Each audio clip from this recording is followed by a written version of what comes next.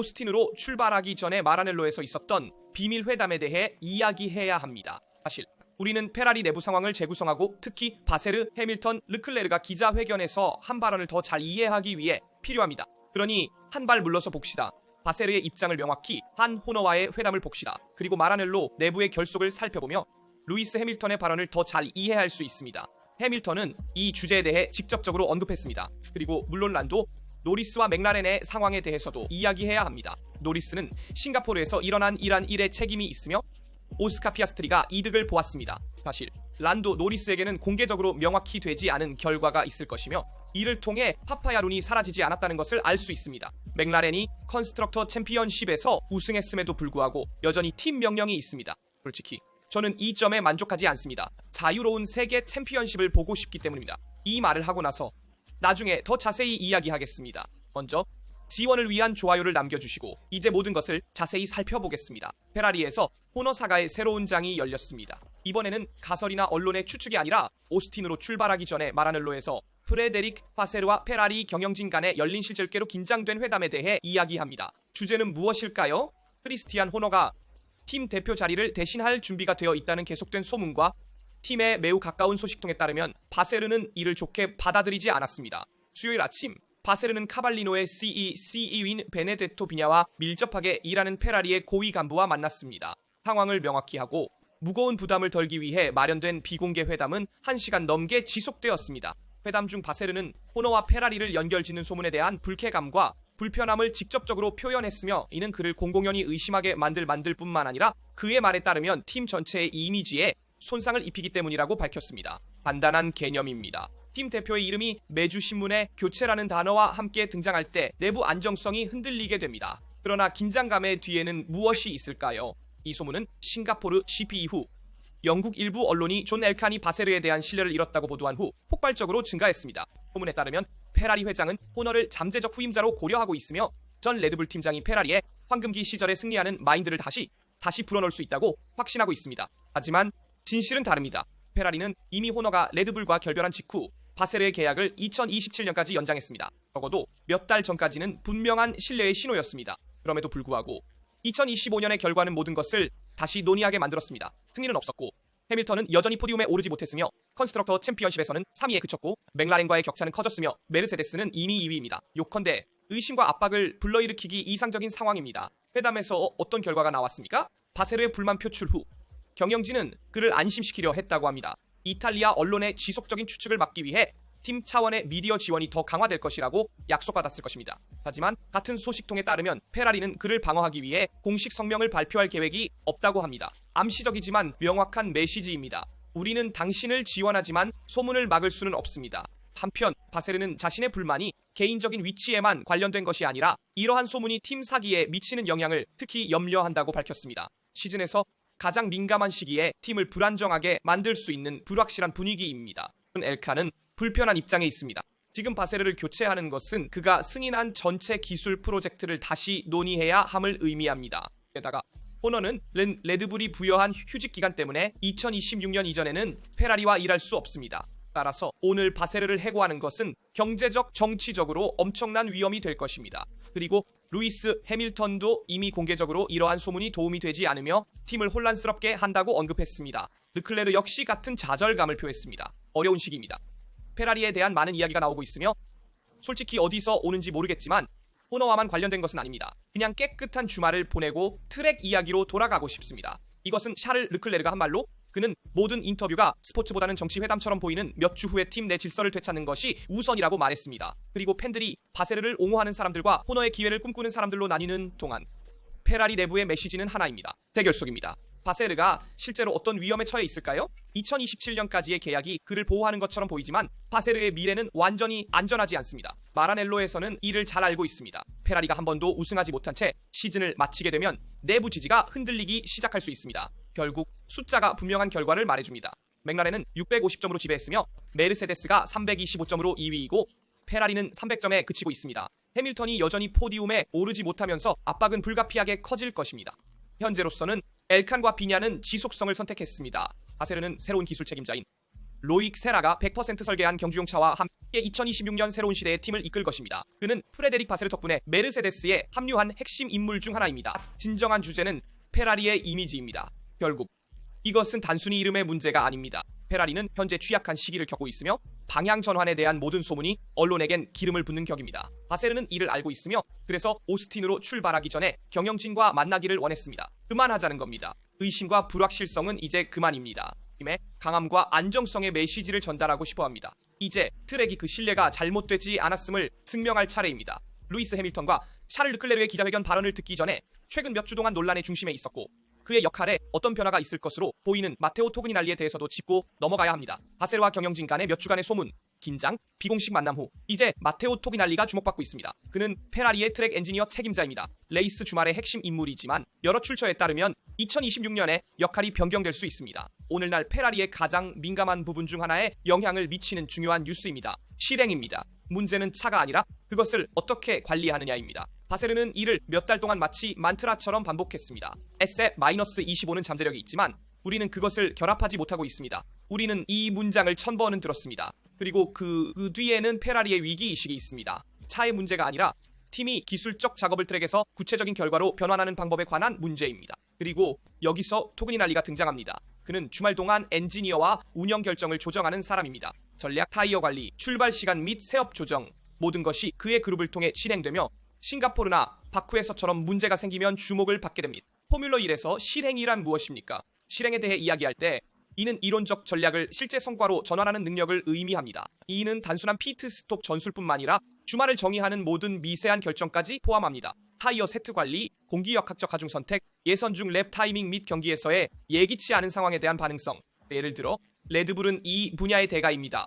차가 완벽하지 않을 때에도 항상 결과를 극대화합니다. 바르셀로나에서 페르스타퍼는 3번의 피피트 스톡으로 완벽한 경기를 준비했지만 갑작스러운 중립화가 모든 것을 망쳤습니다. 그럼에도 불구하고 레드불은 대체 전략을 준비하고 있었습니다. 반면에 페라리는 너무 자주 당황하며 반응은 하지만 예측하지 못합니다. 바로 여기서 내부 논의가 시작됩니다. 인원과 역할을 계속해서 바꾸는 팀에서는 무언가 잘못될 때마다 희생양이 만들어질 위험이 있습니다. 토그니날리는 일부에 따르면 발전하지 못하는 시스템의 마지막 희생양일 뿐입니다. 그는 마라넬로에서 성장한 경험 많은 기술자이며 패독에서 존경받고 있지만 2025년에 페라리는 평가 오류, 준비 부족, 보수적인 선택으로 자주 고통받았습니다. 그리고 포뮬러 1에서는 성과가 나오지 않을 때 누군가는 대가를 치러야 합니다. 이 경우 비판은 언론에서만 오는 것이 아닙니다. 싱가포르 예선 이후 해밀턴 자신도 매우 명확했습니다. 우리는 잘 실행하지 못하고 있으며 결정에서 조정과 반응이 부족합니다.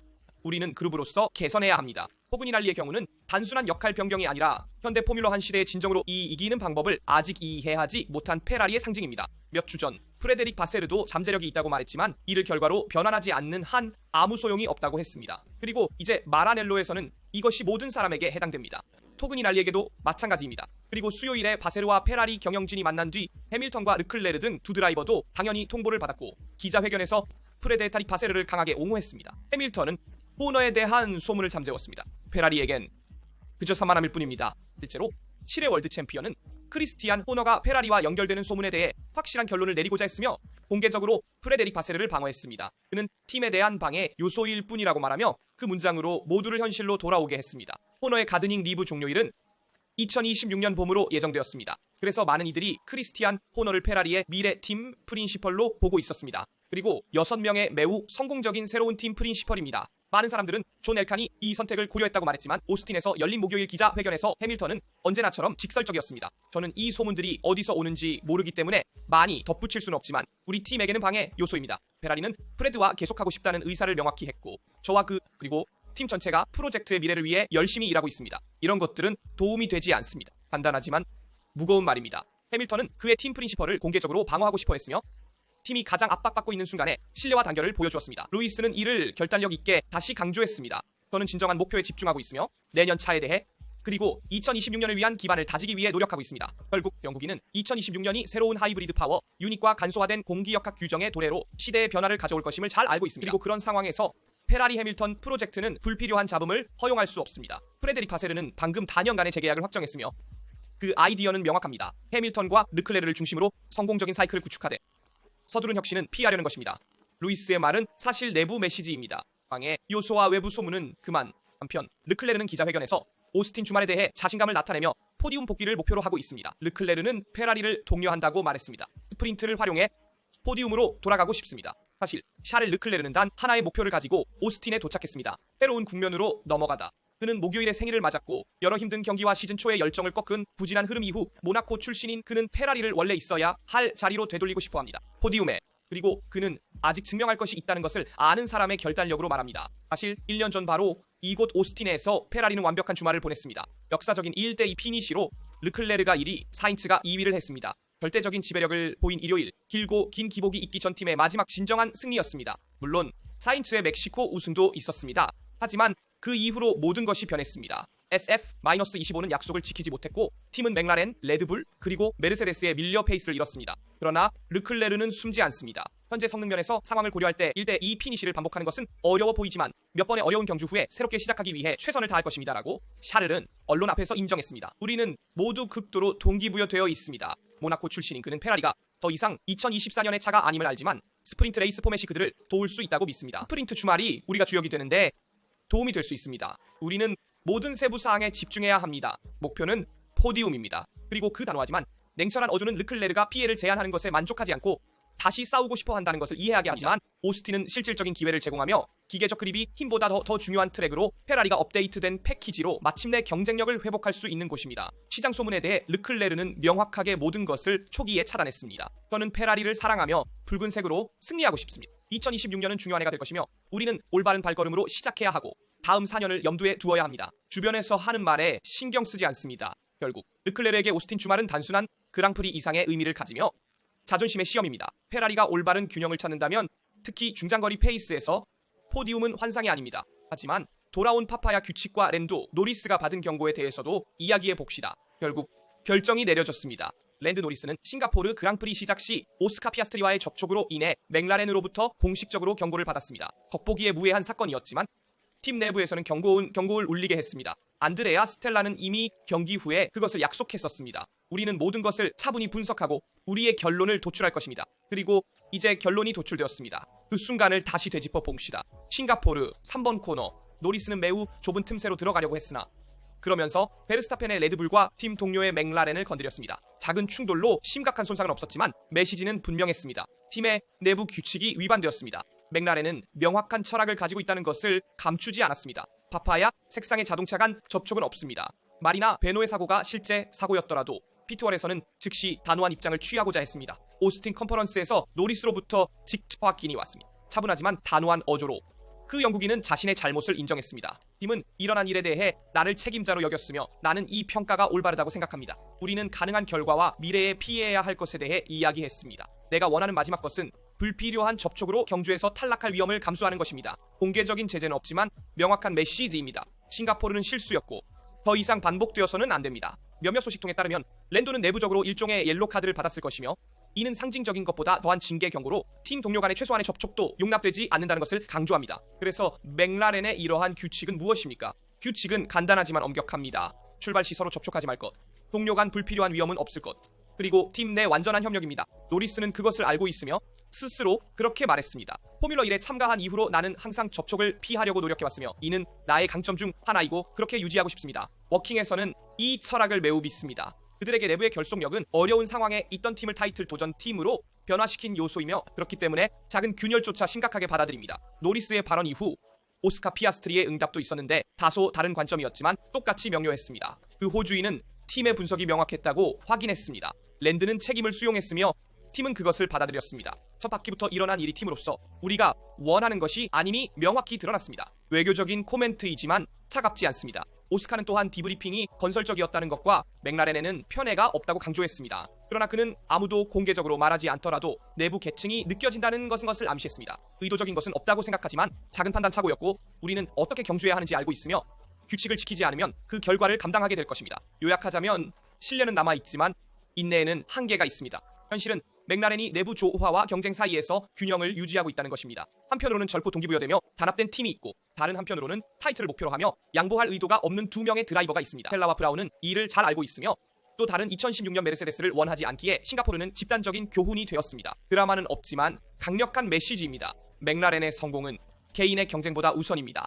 노리스는 맥라렌의 철학을 완벽하게 요약하는 문장으로 그 주제를 마무리했습니다. 공간이 있어서 시도했고 일어난 일이 일어났지만 우리의 경주 방식에는 아무 변화가 없습니다. 우리는 단지 그것이 반복되지 않도록 해야 합니다. 메시지는 분명합니다. 노리스는 계속 공격할 것이지만 더 신중하게 할 것입니다. 피아스트리는 설명을 받아들이지만 눈을 크게 뜨고 지켜볼 것이며 팀은 내부 싸움이 악화되지 않도록 최선을 다할 것입니다. 왜냐하면 워킹에서는 그 두 강한 드라이버가 단합해야만 함께 승리할 수 있다는 것을 알고 있기 때문입니다. 즉 맥라렌 팀 내에서는 싱가포르 이후로 넘지 말아야 할 빨간 선이 그어졌습니다. 제 생각에는 랜도 노리스를 도덕적으로 제재하고 경고를 줌으로써 그를 열등하게 느끼게 한 것이 과장된 것 같지만 그 자신은 반응할 성격이 아닙니다. 그는 이 상황의 맥스 베르스타펜이 아닙니다. 노리스는 피아스트리와의 경쟁과 라이벌 관계로 인해 더 고통받고 있으며 베르스타펜이나 루이스 해밀턴 같은 드라이버는 팀 동료를 압도했을 것입니다. 이 경우 랜도 노리스가 피아스트리 때문에 고통받고 있으며 팀은 중립을 유지하려고 노력하고 있지만 올해 반복된 여러 상황에서 항상 노리스를 약간 유리하게 해왔습니다. 예를 들어 몬자에서의 피트 스톡을 생각해 봅시다. 따라서 파파야 팀은 중립을 유지하려고 하며 드라이버 간의 존중을 위한 파파야 규칙을 유지합니다. 노리스는 또한 자신의 공격을 계속할 것이지만 한계를 넘지 않겠다고 말했습니다. 하지만 포뮬러 1에서는 평정을 유지하기 어렵기 때문에 지켜보겠습니다. 트랙에 있을 때는 모든 것을 쏟아붓고 무슨 수를 써서라도 승리하고 싶어집니다. 노리스가 어떻게 반응할지 지켜보겠습니다. 사실 피아스트리는 현재 팀에 더 많은 통제력을 보여주고 있습니다. 실제로 그는 이러한 내부 충돌이 맥라렌의 이미지에 좋지 않다는 것을 강조하며 팀을 그의 편으로 이끌고 있습니다. 솔직히 저는 2016년처럼 동일한 팀 내에서 두 드라이버가 동등하게 경쟁하고 완전한 자유를 갖기를 원합니다. 왜냐하면 파파야 규칙이 솔직히 말해서 경기를 망치기 때문입니다. 제작자 챔피언십이 걸려 있을 때 팀 명령을 내리는 것이 포뮬러 1의 일환이라는 것은 이해할 수 있습니다. 만약 드라이버가 더 앞서가서 팀에 더 많은 포인트를 가져올 수 있다면요.